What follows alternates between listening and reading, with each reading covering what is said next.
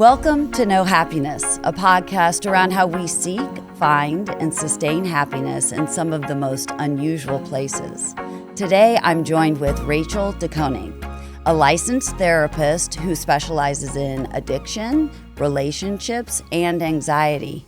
Welcome, Rachael. Thank you so much for having me. Thank you. It's pretty cool that you're getting to come on this podcast and our connection and meeting, and we can get into some of that in a little bit. But the first question I ask all of my guests is, what does happiness mean to you?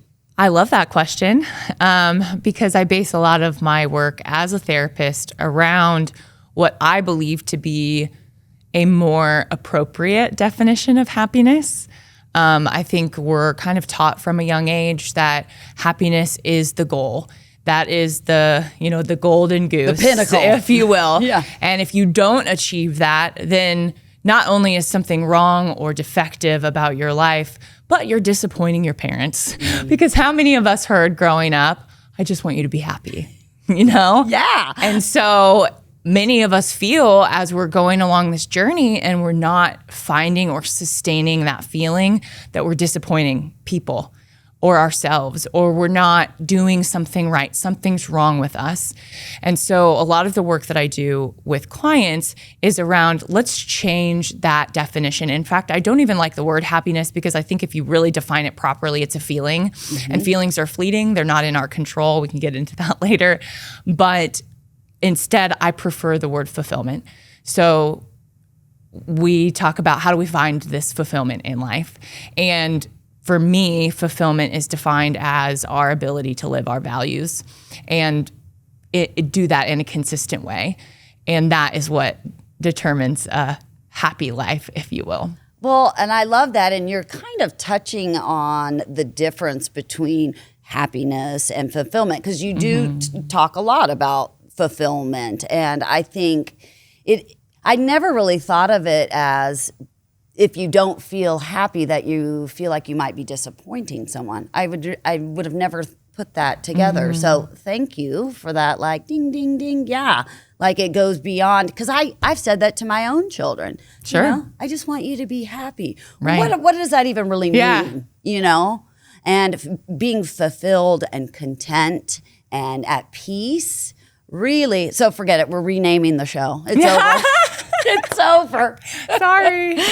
So what led you to working with people with anxiety and addiction and boundaries? And what kind of led you down that path? I think first and foremost, I grew up in a family of addiction. So that really sparked my interest in working with addiction. My father was an alcoholic and actually died of his disease a few years ago. And that really just helped me realize that this is something that I'm really passionate about working with.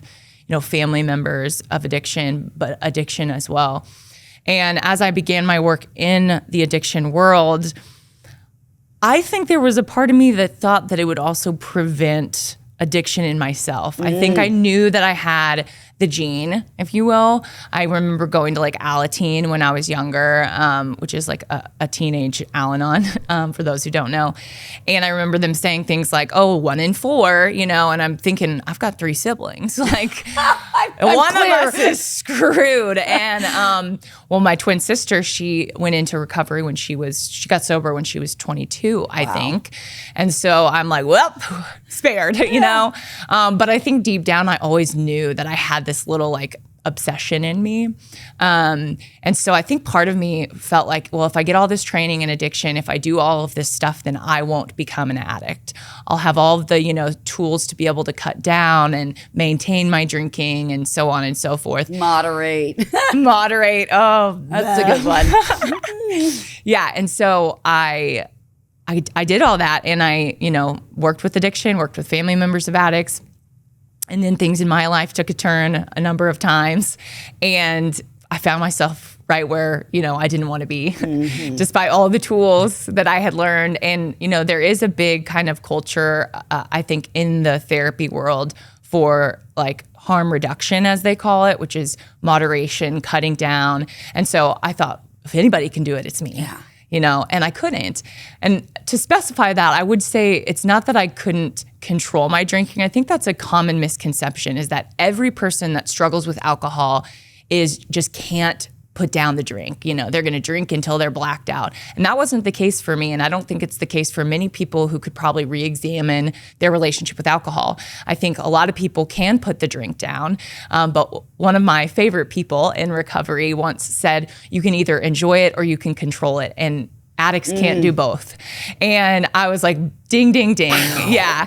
It was like, that was it for me. Like, I could control it, but I didn't like it. Yeah. I was in this prison the entire time of like, okay, don't have another one, or how many can I have and be okay in the morning, or when am I going to get my next, it was just this mental obsession.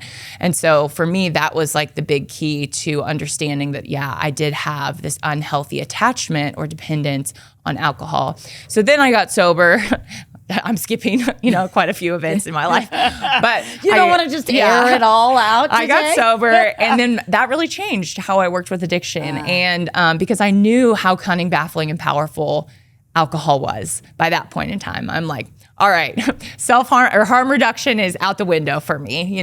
Like for people who really struggle with it, I really feel like sobriety is freedom, because I tried moderation and it was torture, it was prison, and sobriety is the opposite of that for me. And so I just really have a bias, if you will, towards, abstinence and really choosing sobriety to find that freedom that you're looking for in the bottle. Yeah. And so that's my addiction side.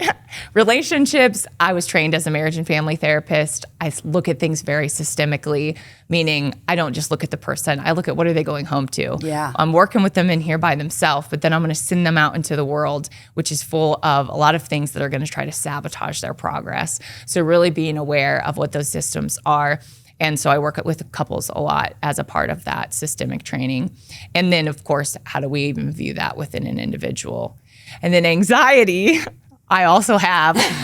But I started working at this place called Renew Counseling Center and leading their intensive outpatient program. So that was just something that really interested me, is working with anxiety and especially how it relates to addiction. But through that work, I ended up working a lot with OCD, learning more about it, and that just really piqued my interest. I think I've had little bouts of OCD, if you will, but it never was really like it was with some of these other clients. And so I just found that I just really, really love working with anxiety, OCD, phobias, and that's it. Well, that's super interesting. And I will add to that I believe personally that the people who make the best healers are people who have experienced the things that they're helping, their clients with. What do they call it? The wounded healer. Although I don't view it as being wounded per se. Experienced. Yeah. Like, I remember thinking being in treatment, because I too am in recovery, as you know. That's how we met. When I was in treatment, I remember I had counselors that never struggled with addiction, and so taking advice or suggestions from them, and maybe it was just the space I was in that it wouldn't have been anyone, but the counselors that had personal experience with it, I really listened and took in what they said. Yeah.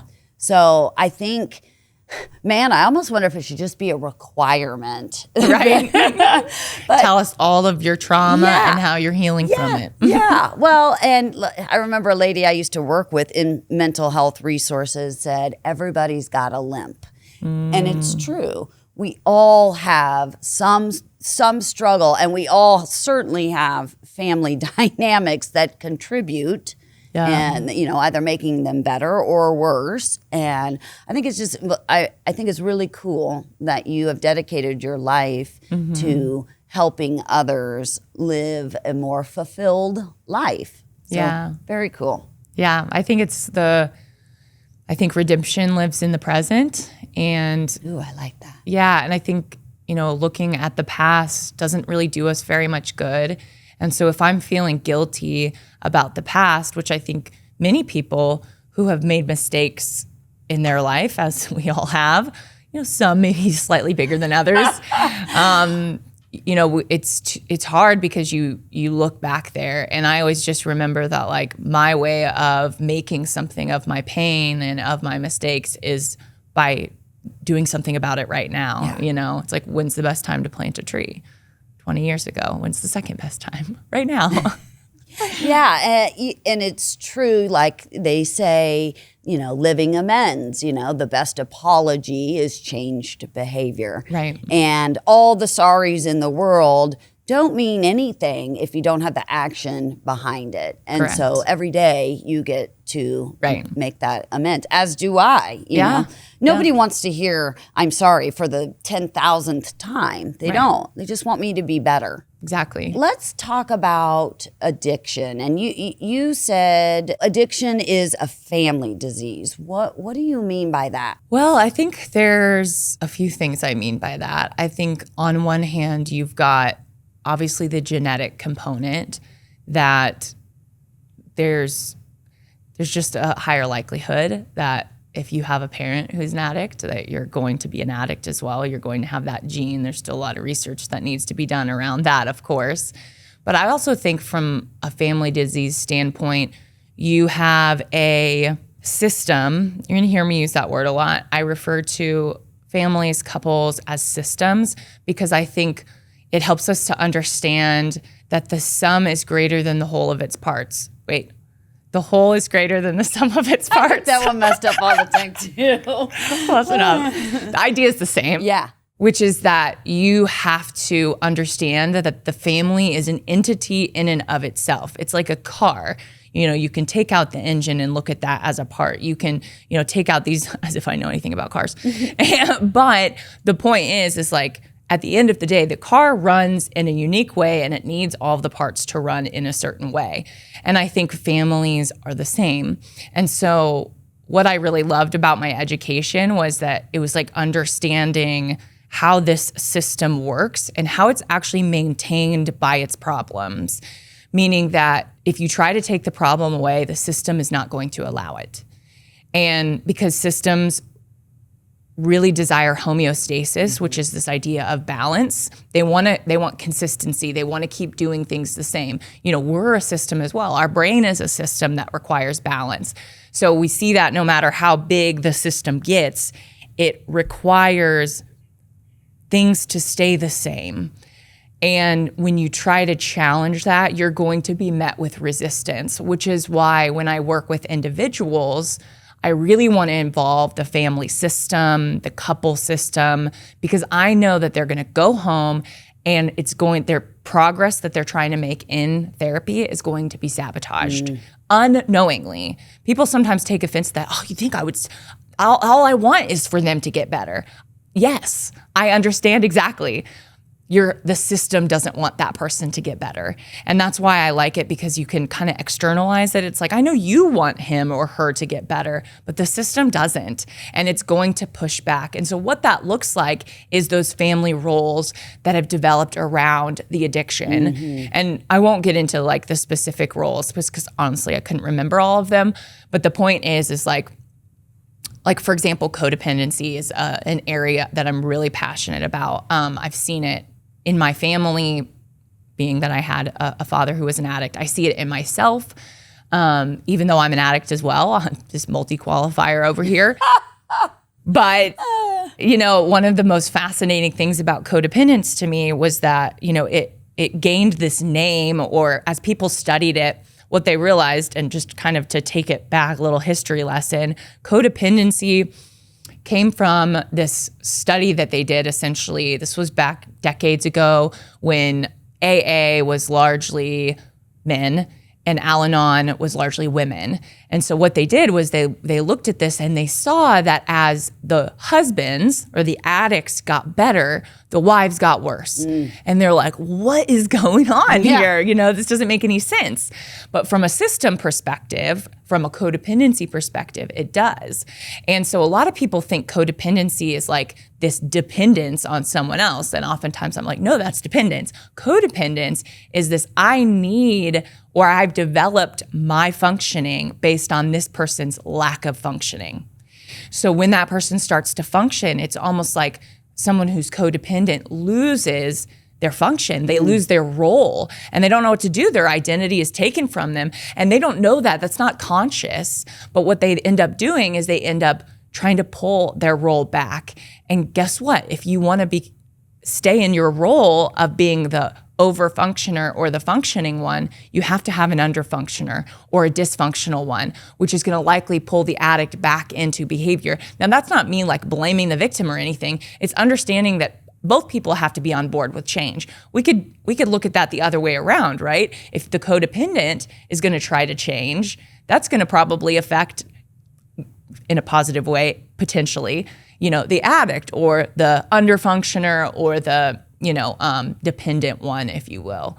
I don't know if I'm making this any sense. It makes perfect sense. I mean, not only because I'm in and have been in a codependent relationship where my husband was constantly focused on checking in, making sure, it was absorbing like enormous amounts of his time and worry and frustration. And it made me want to continue to be sick and needy. And what I realized, and where there's been a big shift between the two of us, is what I'm really desiring from him is his presence and just really being with me. And what I noticed is when I'm naughty, when I'm bad, I get his attention. And it's like, no, okay. Now, rationally, with my logical brain, I'm able to say, hey, can you just spend some time with me? Yeah. Rather than, because in reality, I hated it. I hated being tracked and micromanaged. Yeah. Like I just hated it. But it gave me this attention that I was so desperately seeking. And I can even trace that back further to like not having my father's attention grow. He wasn't around. And so like seeking of male attention. And, so it is amazing.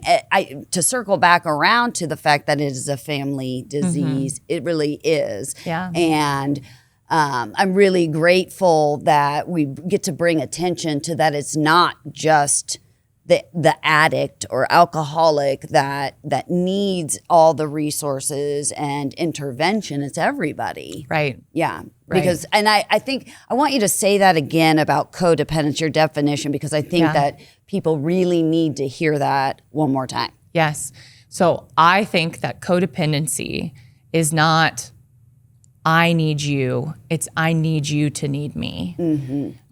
Maybe another way to say it is, codependency is not an over-dependence on someone else, it's an over-focus on someone else. Yeah. And so I think that's where it goes awry, is that, in fact, when I work with codependent people, and I think people just, you say, have you heard of codependence? And they're like, oh. Right, it's a bad word. But, they have heard all these bad things about it. And so first I see, usually I'm like, well, I'm a codependent. So, but usually I say, your definition of it is probably outdated or has been skewed along the way. I don't know how we've gotten, yes, there is a dependency part to it, right? Because I do need this system to be maintained in some way. But really, when I talk to codependents, when they kind of pull away and I say, what's that reaction about? They'll say, well, I'm not needy. I'm the most self-sufficient person that you've ever met. And I say, I'm like trying to hold back my like smile because I'm like, yeah, no, I totally, I know where you're going with this, because again, your definition of codependency is I'm needy, I'm whatever. And actually, the most codependent people I know are the most self-sufficient people that I know. In fact, they're so self-sufficient that they can also manage your life too. And so I think and then usually when I say that, people are like, oh, right. Maybe I am codependent. And so it's talking through that, and it doesn't have to be this bad thing, because I think we all are codependent at the end of the day, especially women. And we come from a long line of codependence. And not to get on my like soapbox here, but codependency, I think, worked better, decades ago than it works now, because we had more defined roles and rules for men and women that were kind of proven. I don't want to say proven to work well, because I think that does women a disservice, but it was like they worked for as long as they did. Women didn't have to work. they took care of the kids. And so they did, in a way, need the man. They needed him to bring home the money, and the man needed the woman to, keep the children, raised taken care and of clothed and fed. Yeah. But now we're seeing that, men and women are doing very similar things, but women are kind of held to this higher standard of you also have to take care of the kids and manage the household. And so women are drowning in this codependency, but they're not realizing that they have a role to play. And I think a lot of times when people, even professionals, don't like the word codependency, it's because they've read, Melody Beattie's Codependent No More or something. It feels like victim blaming. At least that's what I've heard is kind of controversial about it. And it's like, that's not it at all. I don't see it that way at all. I think it's empowering the codependent person to make some changes. It's saying, hey, you don't have to be stuck in this overfunctioning. And by understanding that you play a role in it, you get the power then to change that. Because what I think sometimes overfunctioners or codependent people feel is they feel like, well, if I just had a functional partner, if I just, they kind of get stuck in this victim mentality. In fact, Melody Beattie has this amazing little triangle of codependency. She calls it the codependent cycle is what I call it. But it basically starts with some sort of caretaking where you in some way, actually this was my most viral video on TikTok still to this day. So it shows you how needed this information is. So basically a codependent person is going to start with some sort of caretaking behavior. And that doesn't mean that they are caretaking exactly in that definition that we think of. You're not taking care of a sick person, although if it's an addict, then that would count. But it could be something as simple as people pleasing or just helping without being asked, saying yes to something when you really mean no. All of that would fall into that codependency or caretaking category. Yeah, we've all done it. So it's not men and women. And men have their own way of being codependent that's different than women, and it hides a lot more, which I could spend a lot of time on that too, but we'll stick with the task at hand. We'll just have you back. Yeah, exactly. You're going to have to. Part 2. Right. Yeah. So I think, most people, so for example, I'll just give, let's say my friend, I'm going to make it really small so that anybody can relate to it. Okay. Let's say I have a friend and I know my friend doesn't like country music and I love country music, but I'm picking up my friend. Okay. And so when she gets in the car, I change the music. I know she doesn't like it. And I don't like not being liked, right? I don't like not being accepted for my music. I want to make them happy, right? Usually codependency comes from a desire to connect, a desire to be accepted. One of my favorite Melody Beattie quotes, I think it's Melody Beattie, is she said, I never felt accepted, so I settled for feeling needed. And I know. And so anyways, you do something small like that. You're not even registering it. It just happens automatically. You change the music. Well, let's say your friend gets in the car and maybe she wants to talk to you about something she's a little bit upset about, or that has to do with you. Or maybe she then talks about that music poorly or something, right? Now you've unknowingly attached an expectation to your decision to change the music for your friend. Because now that she has a complaint, or maybe she says something, now you're in what Melody Beattie calls persecution. This is resentment, passive aggressiveness. For women, it looks a lot like nagging or lecturing or controlling. And so I might be like, how dare you try to bring, I just changed the music for you, Or so now I'm holding that against my friend unknowingly. I didn't do it with that in mind, but it just goes to show that if we are not completely aware of why we're making the decisions that we're making and putting ourselves first, we are likely going to develop this second corner of the triangle, which is that persecution.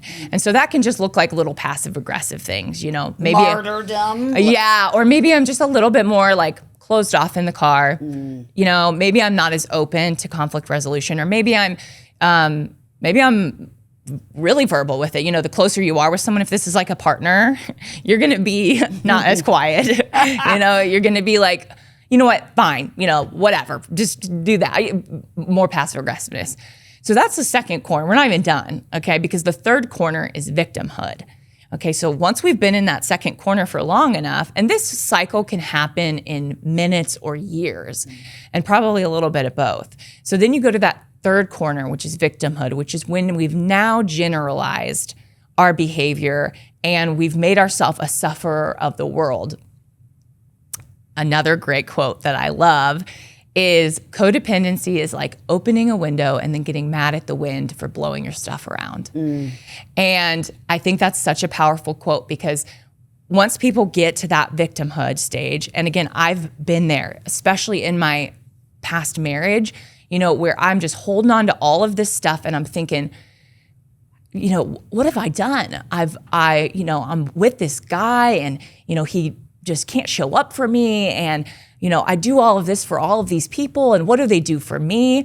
Many of us kind of have visions too of like codependent women, like, you know, storming through the house, cleaning really aggressively, you know, all of these things. This is that victimhood where now I don't have any control over my suffering. And I feel like the world is against me. All I've done for everybody is give. And what have I gotten in return? Nothing.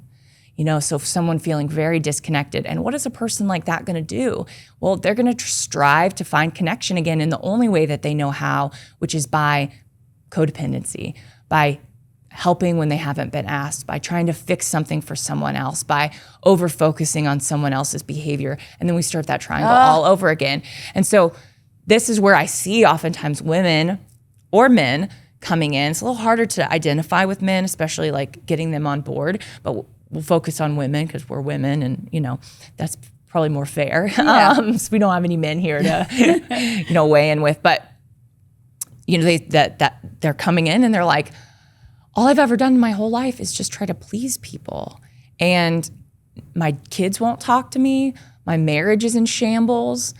And they don't understand it. And I get it because I've been there. And so we have to look at, where have you opened the window? Yeah, where's your part? Where to your own suffering. Yeah. And it's oftentimes they don't understand that their well-meaning giving has been attached to expectations, to taking away someone else's autonomy, Right. Putting them in the role where they're allowed to or even need to underfunction. And so it's really empowering that person in my room and saying, listen, it's not too late. And the solution, it's not easy, but it is great. I'm going to ask you to be more selfish, you know? And at first that's like, oh, cool. But then it's like, oh, wait, I don't know how to do that. Yeah. I don't know how to put myself first. I don't know. They don't even know themselves oftentimes. They think they know their partner better than they know themselves. And so it's really just figuring out like, what do I want? You know, and how do I be okay with having my own interests, having my own values different from the people in my life? How do I know, you know, where the line is between loving someone else and loving myself? Because usually they then swing to the other side of the pendulum, which is, oh, well, you know, I guess every caring thing I've ever done is codependence. It's like, well, no.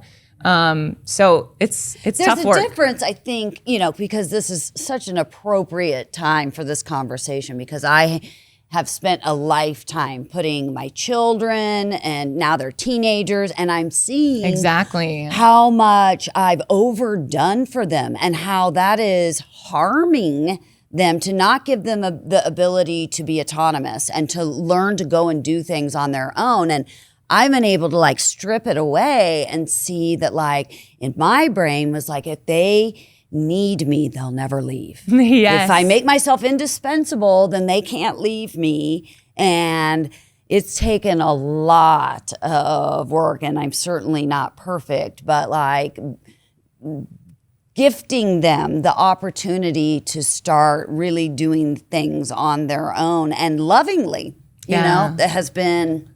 Well, I love that you used the word gifting, because I don't think a lot of parents think of it that way. I don't think that, and I have a 7-year-old, and, you know, I know that I overfunction for him, even past the ways that you would normally, you know, be codependent with a 7-year-old, but even more so, you know, and I know that, you know, it's like, you can know that what you're doing is wrong or unhealthy, and it's just like the train's going, it's left the station. Too bad. I'll have to just figure this out later. So no pressure to be perfect for any of the listeners. Like, I think codependency is one of those like lifelong struggles where, you know, I'll probably like be on my deathbed and be like, is everybody doing okay? You know, Can I get anyone anything? right. I can't walk, but I can DoorDash or, you know, something like that. You guys don't have to be here. So, yeah, I think it's a really difficult cycle to get out of. So you have to, and it's progress, not perfection. Right. And again, it's not black and white. We can't go from one extreme to another. So being able to just, you know, small pieces of progress and viewing when we don't overfunction for someone, that is a gift to them. I'm allowing them to learn in the way that nature wants them to learn, or their higher power wants them to learn if they're, you know, believe in a higher power. It's like, I think of it as when I overfunction for someone else, I get in the way of their higher power. Yeah.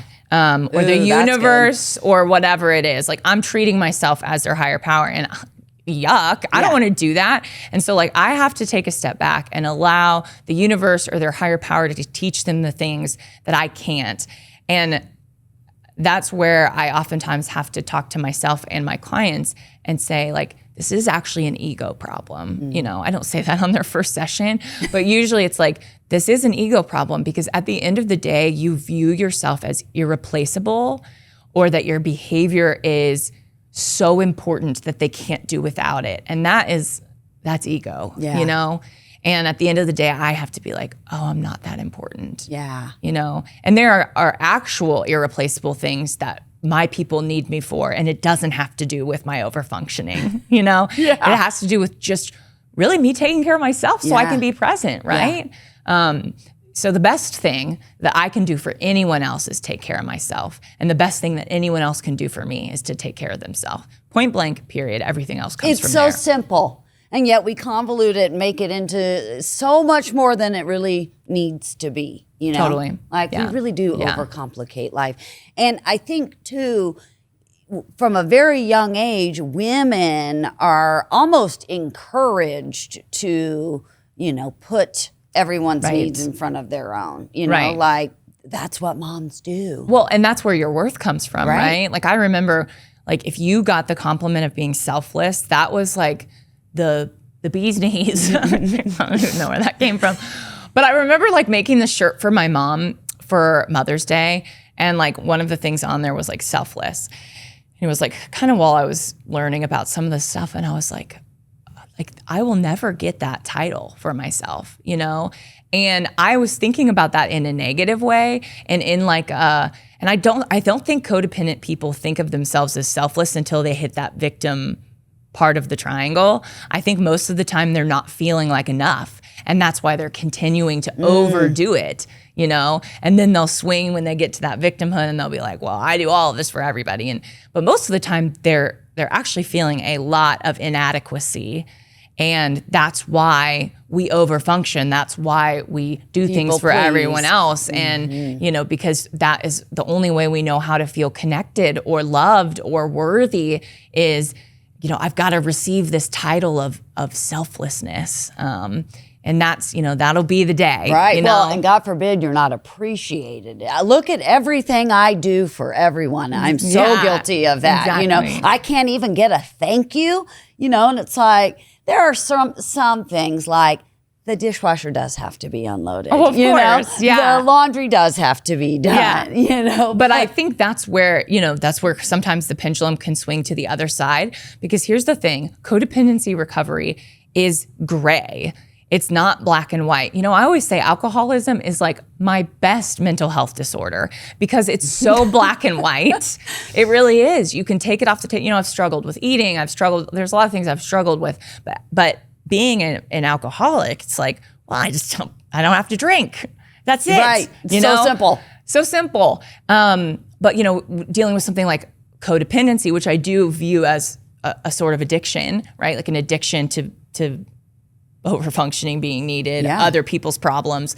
You know, that's been, I think I heard someone say, like, when you start healing from codependency, that's like the PhD of healing. And I really believe that because, you are challenged every single day with choices that are going to challenge your codependency. Just like, do I unload the dishwasher or not? And I don't want people to like start overthinking that, because you're right, like stuff has to be done. We have to function. And when we're in a family, we do make sacrifices, like, you know, but we have to make sure that we're doing it in a way that we're not attaching all these unspoken expectations. That's a key.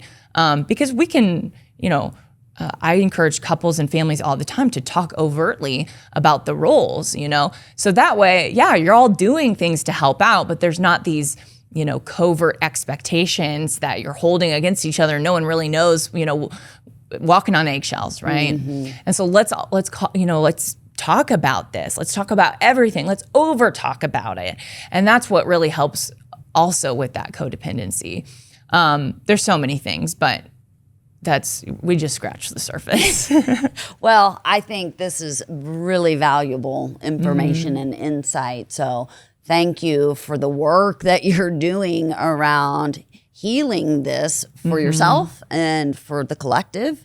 Yeah. It's amazing. Okay, so to kind of circle back around, I'd like to know, you know, boundaries just sound kind of harsh, but they're really an act of love. So can you explain how you explain that to your clients? Yeah, and I think that fits really well with codependency, because oftentimes everyone has the wrong idea of what a boundary is.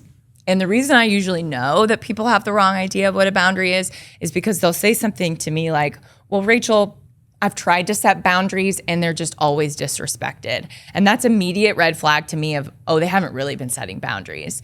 And the reason is because boundaries are something that we have complete control over, that it doesn't matter what the other person does.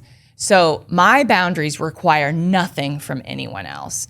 And I think, again, somewhere along the way, boundaries have become this form of manipulation, have become this, or a statement, or not always. And honestly, like when I post about boundaries, like on my TikTok, those are some of the most controversial posts. Like people will lose their mind over some of the things I say about boundaries. And so you can tell it's just hitting on something that is very important in our society, that we don't know how to navigate relationships that don't go exactly the way we want them to go. I think that's the long and short of it, is we don't know, you know, what's ours, what's someone else's, and how do we navigate that? And that's, at the end of the day, what boundaries are all about. It's about figuring out what is mine to own, what is yours to own, and how do I protect what's mine? It's not about controlling the other person. I mean, that's maybe a bonus, you know, because they're having natural consequences of potentially like their behavior or whatever. But really, at the end of the day, boundaries are simply about how do I protect my resources? So oftentimes when boundaries get set, it's late in the game when someone's hit their max, you know, they should have been setting boundaries a lot sooner, because that would have prevented the type of burnout that leads to cutoff. And by cutoff, what I mean is like, you know, we're ghosting somebody, we're not having a good conversation anymore, we're not making a, you know, thoughtful decision, we're reactively like, I'm done with this person, you know. And usually, unsurprisingly, that's what happens on that third corner of the codependency triangle. When somebody's in victimhood, they're like, screw it, like I'm done with you, you know. That cutoff is very common at that point. And so people are thinking they're setting, well, I did set a boundary, you know, I don't talk to them anymore. Yeah, that's true. You did set a boundary. That is a boundary. But did you have to get there? Did I have to come to that? And that's why I always say healthy boundaries protect relationships, because it prevents us from getting to the point of cutoff. Yeah. You know, of course there are extremes. You know, there are some very unhealthy people out there that we need to cut off from, but more likely than not, we can find the nuance and the gray area in our relationships, even with people who are less than healthy. You know, I think most of us know people of the older generations, you know, who didn't really have boundaries. They don't really know what they are, you know, and so we're kind of navigating it for them, if you will. But that doesn't mean we have to cut off from them. Like we can find ways to exist in that gray area, in that middle ground. But that's hard. Again, that's the PhD of healing right there. Right. So yeah, boundaries are, I love this question. I ask this question of my clients all the time to kind of reorient them to what boundaries really are. And what I say is, if nothing about this person changes, what are you going to do to protect yourself? And I think that's the question. When we're thinking about what boundary we want, we have to assume that nothing about this person is going to change. Because oftentimes when people are setting boundaries, they're hoping the boundaries change that person. Even if they don't say that, I think we all, of course, want that. I hope that by me doing X, Y, and Z, you'll become more whatever. So first of all, we have to understand that. Boundaries are actions that we take to protect ourselves. So it then really depends, what are we trying to protect? What are we overgiving, undergiving? It kind of goes from there. Well, I think boundaries really do protect both people. When somebody comes up and says, hey, I'm going to set this boundary, it seems like it's a negative thing. Yeah. And it really is an attempt, in my view, to preserve the relationship or make it better. But for some reason, there's this negative connotation to that word, as if it's wrong, or you've done something wrong, or I am bad because, now you're setting this boundary with me. Would you say that in the beginning of any kind of relationship that it might be important to set some healthy boundaries? And what would those look like? Like, what would that be? Like you and I are forging a new friendship. Yeah. Would it be appropriate to? 100%.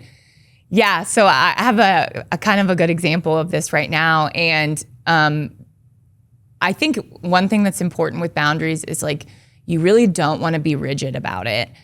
There has to be some flexibility in there, but you have to know where your flexibility is, and no one else can tell you that. So, okay, I help people all day long, right? I'm also in a program of recovery where I have a lot of people who would love, to call me and get my advice on something, or, I'm also a therapist, so I think I maybe offer a little something else. I'm not sure. You're well-resourced. I'm trying to be careful what I say here. But the point is I'm constantly feeling like I'm being pulled to help people, whether it's as a therapist or in my personal life. And those relationships that are built around me helping someone else, especially if it's supposed to be a friendship, are really, really hard for me. And so oftentimes when I'm, making a new friendship or something like that, I have to really think about, okay, what do I want this relationship to look like? What is it capable of looking like? And sometimes, if I have people that I'm happy to help somebody with something, right? If somebody's going through a similar experience that I've been through and they're in the program, but what I might do is I might, say, hey, calls are really hard for me. I'm going to be honest, I'm going from one place to another, and I don't like to be hijacked on the phone. And I feel like I'm, as you can tell, a talker, and I know that I will spend, and then that's time. That's a resource for me. Finite resource. That I am responsible for protecting. And trying to even coordinate a phone call, all of that. Usually I can't answer when people call me. And I feel this level of guilt being in the I have to answer a phone call. And I've thought to myself, you know what? No, I don't. That's not how I have to be of service to people. Yeah. And so I have a boundary that I set with a lot of people is you can leave me a voice memo and I will get back to you when I can. So for me, that's a boundary that I set. And again, sometimes I can be flexible to that. I can call you, whatever. But for the most part, most people in my fellowship circle, they know that we leave Rachael voice memos, because I can't answer phone calls. I can't be on the phone for a long period of time. And I want to be able to give my all to somebody who's needing, some advice from me or something from me. And so by doing that, it just really allows me to help them in a way that doesn't overly sacrifice my resources that are already stretched really thin. Yeah. I know that sounds maybe very specific, but for me, that's been hugely helpful in me knowing that I've found this middle ground of how I can be of service to other people without developing resentment for them. Because that's the risk we run when we don't set a boundary, is that we are going to develop resentment for opening a window and the wind blowing things around. If I'm taking phone calls right and left from all these people in my fellowship, I'm going to be stretched really thin. I'm going to be like, screw all these people. They don't do anything for me. Like, where's the reciprocity? Where's the reciprocity? Or like, you know, And then what am I going to be? Just this resentful, crabby AA member? Like, no, I don't want to do that. Yeah. And so like, this is my way of like, I know that I can do this and fully give to that and not have any resentment. So that's like just a really specific example of how I've thought through. And that came from noticing some resentment and guilt. Resentment and guilt are oftentimes a sign that like, okay, there's a boundary here. There's something that we need to give a little attention to and really decide like, where can I find that middle ground where I can love you and me simultaneously.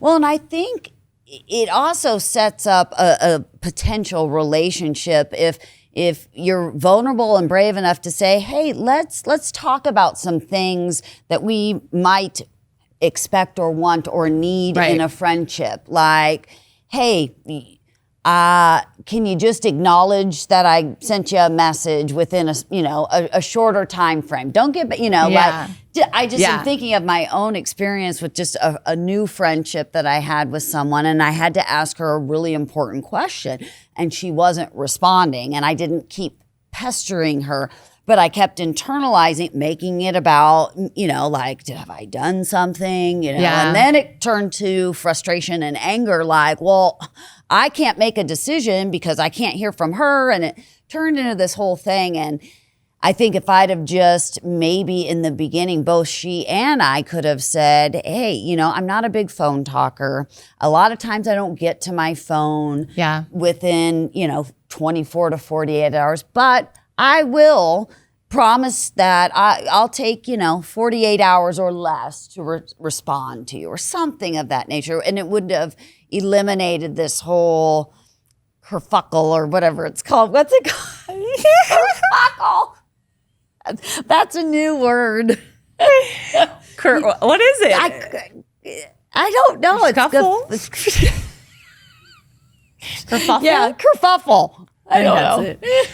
Well, anyway. Yeah. But I'm smiling because I think you've kind of demonstrated actually part of the problem, which is that, yes, there could have been preventative things done.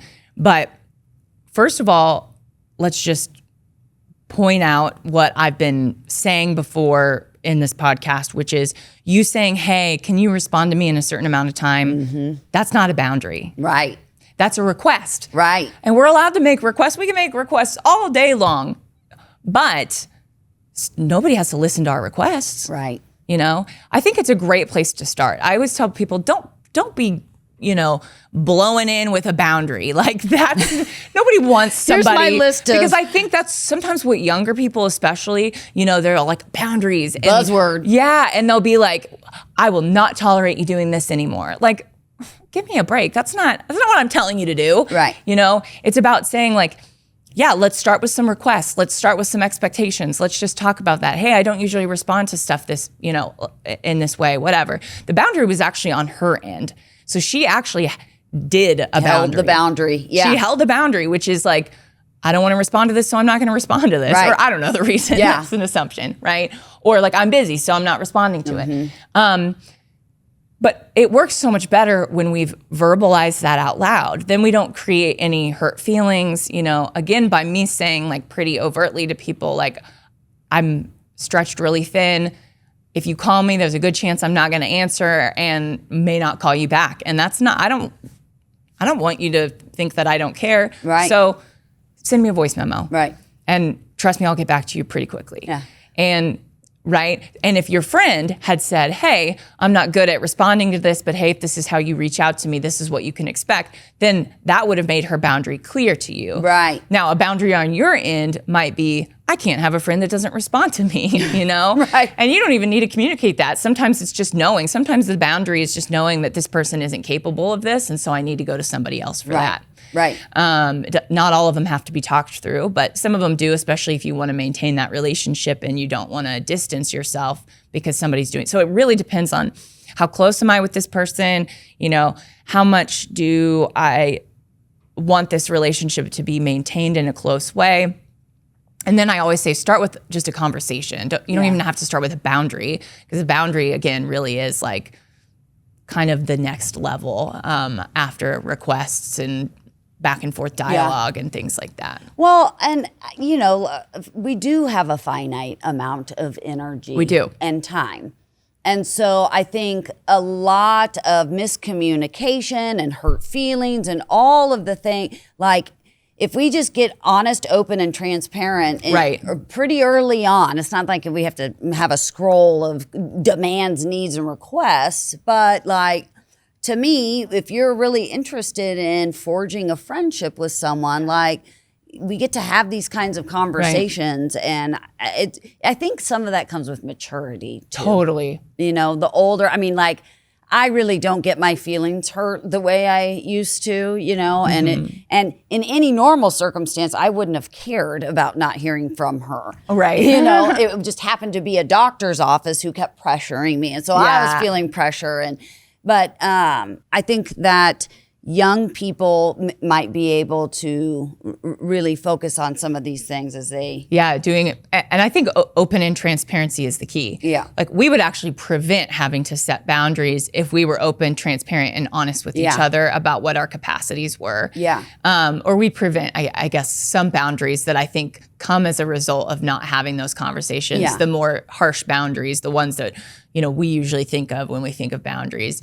And so... yeah, openness and transparency. Here's the other thing I'll say is, like, when we're setting boundaries with someone, their response to our boundaries tells us a lot about that person's maturity, our ability to even have, or what kind of a relationship we can have with them. When I set a boundary with someone and they respond with anger, or, let's say I said, really voice memos work better for me. And like, every time they leave me a voice memo, they're like, oh, I hate that I have to do this. And then it's like, okay, well, that tells me something that relationship probably isn't going to go, much farther than that. But at the same time, or the reverse is true, right? Like, if somebody's like, oh, absolutely, thank you so much for telling me, which is the way my boyfriend is, which is what makes him so amazing. One of the things is when I set a boundary with him or set something with him, he's always like, thank you so much for telling me. Now I know. I didn't know. Yeah, now I know, and I know how to keep this relationship really connected. Yeah. And the same is true on the other end. And I think, if we viewed those communications, those requests, those boundaries, those feelings, those honesties, if we viewed those as an act of love, we would be in such a different place in our relationships. Yeah, they really are opportunities. They're saying, I don't want to develop resentment for you because I love value you. Yeah. I value you so much that I don't want us to get into a place where we potentially can't be in one another's lives. Yeah. Like, that's not a good option. So let's prevent it. Yeah. Yeah. What is one family pattern that keeps people stuck, do you think? Well, I think it kind of comes down to codependency, and maybe I'll explain it a little bit differently. I think all patterns keep people stuck, first and foremost. Just the idea that this is a pattern means that it's is driven by homeostasis. It's driven by the need to stick around. Back to the system, right? So I think all patterns are sticky. Some of them are unhealthily sticky, which is usually the dynamic of an under and an over functioner, or a withdrawer and a pursuer. And it's these more polarized type of patterns. And I'm kind of talking more of in a couple's realm. Families are quite a bit more complicated because you get parentification and hierarchies, and it's just a lot more complicated for this 45-minute podcast. So if we stick to like couple dynamics, a romantic relationship, there's going to usually be, and this is the thing, no two people are exactly alike. So you're always going to have, probably in some capacity, an overfunctioner and an underfunctioner. In fact, that's a lot of times what attracts us to somebody. I think about a lot of my relationships, and I was always attracted to like easygoing, type B, go with the flow. And I'm like, I like to think I'm less uptight now, but let's be honest. Here's the plan. Yeah. And I'm like the planner, the independent woman, the driven, motivated, let's get stuff done. I don't say stuff I don't mean. If I say it, we're doing it, that type of thing. And he was attracted, to that in me. And so these are complementary at the beginning. And it's like we really, even each other out. The problem is that this, and that's not bad. Like, we're going to probably seek that out in somebody, but this is why that open, transparent, and honest communication is so important, is because over time, those roles polarize. So they did a longitudinal study, 10 years. They looked at a 10-year span, something around that. Usually longitudinal studies are 10 years. And what they looked for is what attracted this couple at the beginning of the relationship, and then what qualities also kind of led them to not like their partner anymore. And they were the same. So the things that attract. Oh my God, I'm sorry, but this is exactly what my mother has said all along. The things you fall in love with are the things that make you end. Yeah. Okay, sorry to interrupt. Mom knows. Damn it, she's right. No, again. Yeah, so transformational properties is what they're called. And essentially, so like if I, was really attracted to this easygoing, spontaneous, whatever. By the end, I'm like, he's not motivated. He not a provider. Yeah, doesn't plan anything. I'm always the one, managing everything. And on the other side of it, he's probably like, she's uptight, she's controlling, she's nagging. Yeah, and part of that is because that pattern, because it relies on homeostasis, it's kind of a frog in boiling water. It doesn't want to change, but it does change slowly. And it changes slowly in the ways in which we are, our own system is designed. And so we tend to like bring out those qualities in each other that we don't have in ourselves, but we also at extremes don't like in our partner. And so slowly I am becoming more controlling. I am becoming more uptight. And that's really unfortunate, because you would think, well, if there's a problem, you just no, that's not how it goes. That's the system. It's a pattern. And then he slowly gets more and more into like his defects, if you will. And so by the end of that 10-year study, it's like, we're at our extremes of these characteristics that we once, really enjoyed in one another. And kind of the product of the environment and the system. My mom would say, you could fall in love with someone and be like, oh, he's so personable and, outgoing. And then that turns to, he's such a fucking flirt. I can't stand it. He's just flirting with everyone, just the things. And I never thought of it in the way that it actually made really deepen that behavior more and more over time. Well, we bring it out in the other person. And this goes back to the pattern, the cycle. And just to explain it really simply, like the more uptight I am, the more withdrawn my partner wants to be. The more withdrawn my partner wants to be, the more uptight I want to be. So oftentimes when we look at relationships, we're thinking, well, you did this, so I did this.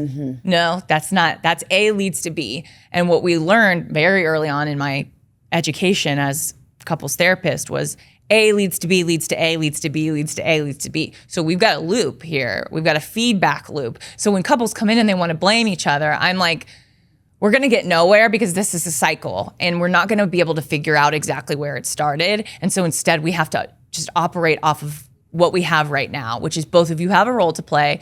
Both of you are bringing out what you don't want in the other person. And that's the thing, that you can be a little strategic as a couples counselor. I oftentimes am. I'm like, if you want your needs to be met, you're going to actually first have to meet your partner's needs. And that's unfortunate. Hate to be the one to tell you that, but that is really how it goes. Like, the cycle is broken by us focusing on what we control, which is looking at our own role. Okay, I'm too uptight, I'm too controlling, I'm too whatever. Well, I need to then work on my codependency. And so it got to be too little too late in my past marriage. By the time I really learned about codependency and my addiction, which, by the way, my addiction fueled my codependency, but was also numbing my codependency. So for example, for me, the reason that I started, there's a lot of reasons I started drinking, right? But a big part of the function that my drinking served was it kept me from feeling the discomfort of being in a relationship that was unequal, where I was over functioning. I didn't have to deal with that. I didn't have to. But another one of my favorite quotes is, drinking took the edge off, but the edges were my boundaries.